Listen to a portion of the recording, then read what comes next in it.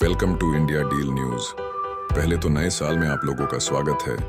इस नए साल में भारत टिट और टैट पॉलिसी के कारण पूरी दुनिया में चर्चा का विषय बन गया है।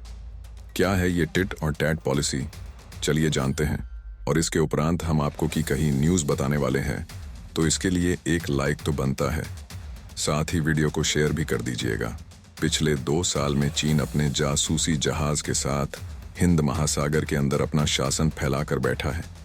चीन कह रहा है कि हम अपने जासूसी जहाज के माध्यम से देख रेख कर रहे हैं ताकि दुनिया की भलाई कर सके।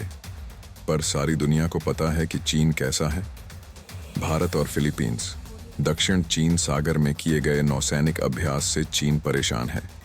नाराज चीन ने इस पर कहा कि विभिन्न देशों के बीच रक्षा सहयोग से किसी तीसरे देश के हितों व क्षेत्रीय शांति को नुकसान नहीं पहुंचना चाहिए। पिछले दिनों भारतीय नौसेना का जहाज INS कदमत अपने एक ऑपरेशन के तहत फिलीपींस पहुंचा था। यह नौसैनिक जहाज फिलीपींस से निकलने के बाद दक्षिण चीन सागर में एक महत्वपूर्ण संयुक्त सैन्य अभ्यास का हिस्सा बना, जिससे चीन के पेट में आग लग गई। भारतीय नौसेना का जहाज INS कदमत स्वदेशी रूप से डिजाइन और निर्मित पनडुब्बी रोधी समुद्री युद्धपोत है, जो अत्याधुनिक पनडुब्बी रोधी वेपन सूट से सुसज्जित है। रक्षा मंत्रालय के मुताबिक वर्तमान में चल रही लंबी दूरी की ऑपरेशन तैनाती के एक हिस्से के रूप में INS कदमत फिलीपींस की राजधानी मनीला पहुंचा था। इस यात्रा का उद्देश्य भारत और फिलीपींस के बीच समुद्री सहयोग को बढ़ावा देना था।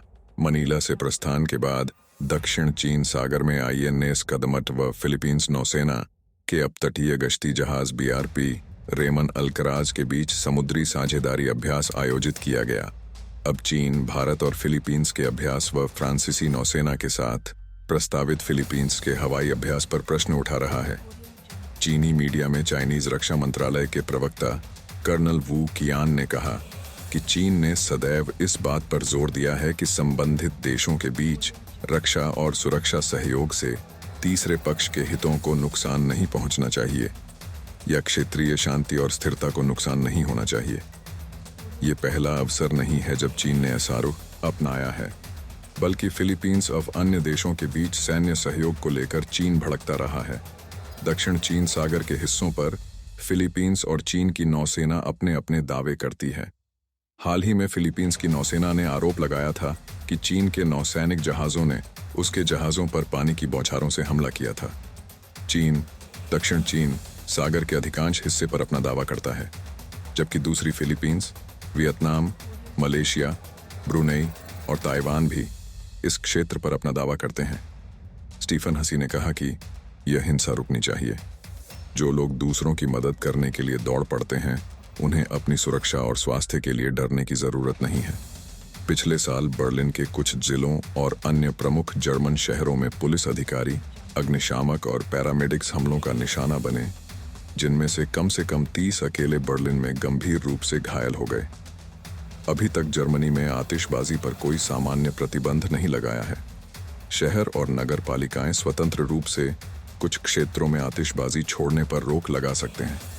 कानून के अनुसार चर्चों या अस्पतालों के पास आतिशबाजी करना प्रतिबंधित है। विस्फोटक नियमों के उल्लंघन पर 50,000 यूरो तक के जुर्माने के साथ प्रशासनिक अपराध के रूप में दंडित किया जाएगा। जर्मनी में अधिकृत आतिशबाजी संचालन एक आपराधिक अपराध माना जाता है।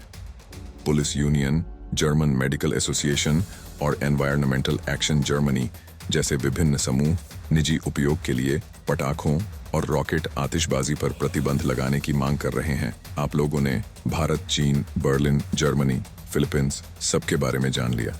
चलो फिर से भारत की ओर चलते हैं। इसरो बहुत बड़ी छलांग लगाने जा रहा है। इसरो न्यूक्लियर रॉकेट इंजन बना रहा है। महीनों नहीं, बस कुछ दिनों में मंगल ग्रह तक पहुंच जाएंगे। अब वह केमिकल इंजन से उड़ने वाले रॉकेट के बजाय न्यूक्लियर पावर से चलने वाले रॉकेट बनाने की ओर बढ़ रहा है। ऐसे रॉकेट गहरे अंतरिक्ष मिशन के लिए सबसे ज्यादा फायदेमंद होंगे। ये किसी ग्रह की ज्यादा दूरी को कम समय में पूरा कर लेंगे। भारतीय अंतरिक्ष अनुसंधान संगठन अब परमाणु ईंधन से चलने वाले रॉकेट पर काम करने जा रहा है। इस रॉकेट की शुरुआती डिजाइन भी सामने आ गई है। अगर अगले कुछ सालों में यह न्यूक्लियर इंजन से चलने वाला रॉकेट बन गया, तो भारत ज्यादा दूरी वाले किसी भी ग्रह पर कम से कम समय में अपना स्पेसक्राफ्ट पहुंचा सकता है। न्यूक्लियर रॉकेट का फायदा ये होगा कि भविष्य में चांद और मंगल ग्रह पर जाने वाले मिशन में एस्ट्रोनॉट्स को वापस आने में दिक्कत नहीं होगी। ईंधन की चिंता नहीं रहेगी। परमाणु ईंधन से चलने वाले रॉकेट सौर मंडल से बाहर के सभी मिशनों के लिए बेहतरीन साबित होंगे, क्योंकि ऐसे डीप स्पेस मिशन के लिए इस तरह की सुविधा जरूरी है। ये भी जानकारी सामने आई है कि इसरो और भाभा एटॉमिक रिसर्च सेंटर मिलकर रेडियो थर्मो इलेक्ट्रिक जनरेटर्स का विकास कर रहे हैं। फिलहाल रॉकेट और सैटेलाइट्स में केमिकल इंजनों का इस्तेमाल होता है, लेकिन अगर आपको किसी ग्रह पर जाकर लौटना है तो ये केमिकल इंजन कमजोर साबित होंगे। इनमें बहुत ज्यादा ईंधन लगेगा। अगर परमाणु ऊर्जा से चलने वाले रॉकेट हों तो आप सौर मंडल के बाहर के मिशन कर सकते हैं। साथ ही मंगल ग्रह पर भारतीय एस्ट्रोनॉट्स को भेजकर उन्हें वापस भी बुला सकते हैं। ऐसा माना जा रहा है कि देश की दोनों सर्वोच्च संस्थाओं ने इस पर काम शुरू कर दिया है ताकि जल्द ही इनका उपयोग किया जा सके। चलिए जानते हैं कैसा हो सकता है भारत का न्यूक्लियर इंजन वाला रॉकेट। न्यूक्लियर इंजन वाला रॉकेट आम न्यूक्लियर इंजन से अलग होगा। ये बिजली पैदा करने वाले न्यूक्लियर इंजन की तरह नहीं होगा। इसमें न्यूक्लियर फिशन नहीं होगा, बल्कि आरटीजी में रेडियो एक्टिव पदार्थों का इस्तेमाल होगा, जैसे प्लूटोनियम 238 या स्ट्रोंटियम 90। ये पदार्थ जब डिके होते हैं तो बहुत सारी गर्मी पैदा करते हैं। ऐसे इंजन में दो प्रमुख हिस्से होंगे। पहले हिस्से में रेडियो एक्टिव पदार्थ को रेडियो आइसोटॉप हीटर यूनिट में गर्म किया जाएगा। इसके बाद होगा आरटीजी, जिसमें गर्मी को इलेक्ट्रिसिटी में बदला जाएगा। इसके बाद गर्मी को थर्मोकपल में भेजा जाएगा, यानी एक ऐसे रॉड की तरह जिसका एक हिस्सा गर्म और दूसरा हिस्सा ठंडा होगा। इस पूरे रॉड पर वोल्टेज होगा, इसी से ऊर्जा मिलेगी। दोस्तों, आप लोगों ने वीडियो को अंत तक तो दिखा ही है। आप लोगों को पता चल गया होगा कि भारत हर कदम पर आगे ही बढ़ रहा है।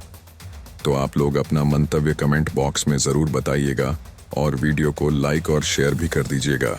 साथ ही साथ हमारे चैनल इंडिया डील न्यूज़ को सब्सक्राइब भी कर दीजिएगा।